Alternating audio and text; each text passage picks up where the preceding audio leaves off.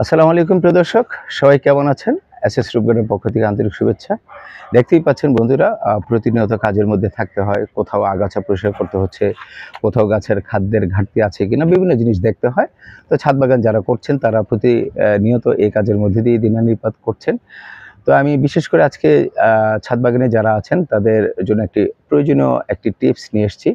আমরা আমাদের ছাদ বাগানে অনেক সময় ভালো জাতের কিছু চারা পেয়ে থাকি।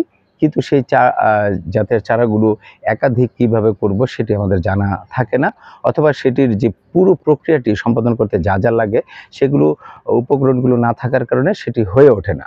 আজকে আমি বলছি আমের গ্রাফটিং নিয়ে বন্ধুরা। আমার ছাদ বাগানে একটি ভালো জাতের আমের চারা ছিল। সো আমি চিন্তা করেছি একটি আমের চারা, ভালো জাতের আমের চারা কেন আরেকটি আমি বানাচ্ছি না।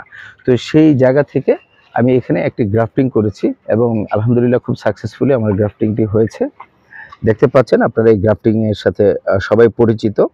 অর্থাৎ যে কোনো গাছের একটি চারা আপনি নিচ্ছেন এবং চারাটি আপনি ব্লেড অথবা যে কোনো ধারালো কাঁচি ছুরি যাই আছে তা দিয়ে আপনি মাঝখান থেকে ফেড়ে যে ডালটি আপনি কলম করতে চাচ্ছেন সেই ডালটি ধরুন, আমার এই ডালটি এতটুকু পর্যন্ত ছিল।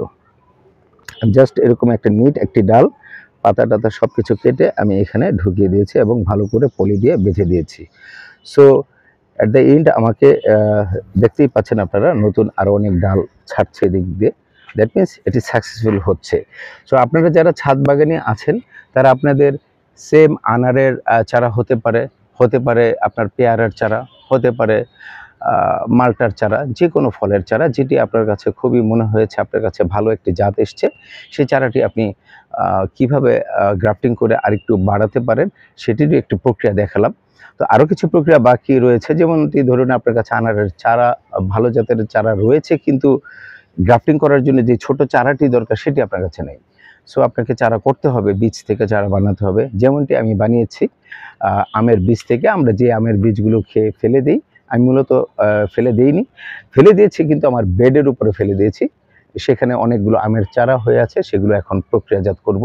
আপনারা দেখতে পাচ্ছেন, আপনারা আরও দেখুন। এখানে আমার একটি পার্মানেন্ট বেড আছে বন্ধুরা। এখানে আমি দেখাই আপনাদেরকে, আমের বীজ এখানে ফেলে রেখেছিলাম, চারা হয়ে এসছে।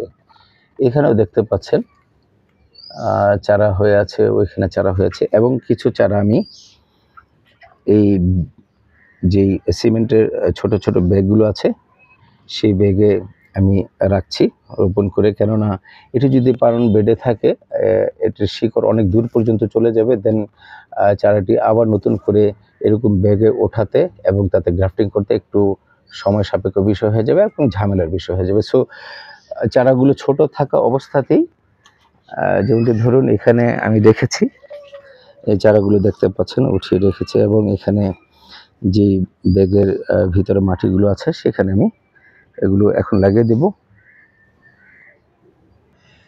এখানে দেখতে পাচ্ছেন আমার সেই ভালো জাতের আমের চারাগুলো। এখানে একটি রয়েছে, এখানে একটি রয়েছে। সো এখানে নতুন যে ডালগুলো বের হচ্ছে বন্ধুরা, দেখতে পাচ্ছেন আস্তে আস্তে আমের চারা থেকে আরও প্রচুর পরিমাণে ডাল বের হবে।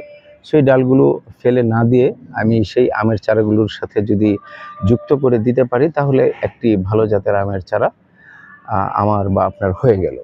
সো যারা বাগানে আছি, আমাদের নিত্য নতুন ভালো কিছু চারার সবসময় প্রয়োজনীয়তা রয়েছে। আর সেই প্রয়োজনীয়তার কথা চিন্তা করেই আপনাকে যে কোনো বীজের চারা থাকলে, ধরুন আপনার বাগানে একটি পেয়ারার চারা হচ্ছে, সেটি ফেলে দিবেন না, রেখে দিবেন। যেমনটি এইখানে দেখতে পাচ্ছেন নতুন নতুন পেয়ারার ডাল আসছে, এগুলো থেকে আপনি কলম করে নিতে পারেন ভালো জাতের পেয়ারা হলে। সো বন্ধুরা, আপনারা এই গ্রাফটিংয়ের যে বিষয়টি রয়েছে সেটির ইউটিউবে আরও অনেক ধরনের ভিডিও পাবেন কীভাবে গ্রাফটিং করতে হয়। আপনার কনফিউশন থাকলে সেখান থেকে দেখে নিতে পারেন। কিন্তু চারা আপনাকে করতেই হবে, যেহেতু আপনি ছাদ বাগান করেন। আপনি কত চারা কিনবেন এবং আরেকটি চারা কিনবেন সেটি কতটুকু ভালো হবে তার কি নিশ্চয়তা রয়েছে। জাস্ট এভাবেই আপনি চারাগুলো রোপণ করে রাখতে পারেন। পরবর্তীতে দেখা গেছে আর 1 মাস কি 1.5 মাসের মধ্যে এই চারাগুলোতে আপনি অনায়াসে গ্রাফটিং করে আপনার একটি ভালো আমের চারার সংখ্যা বাড়াতে পারেন। সুস্থ থাকবেন, ভালো থাকবেন। খোদা হাফেজ।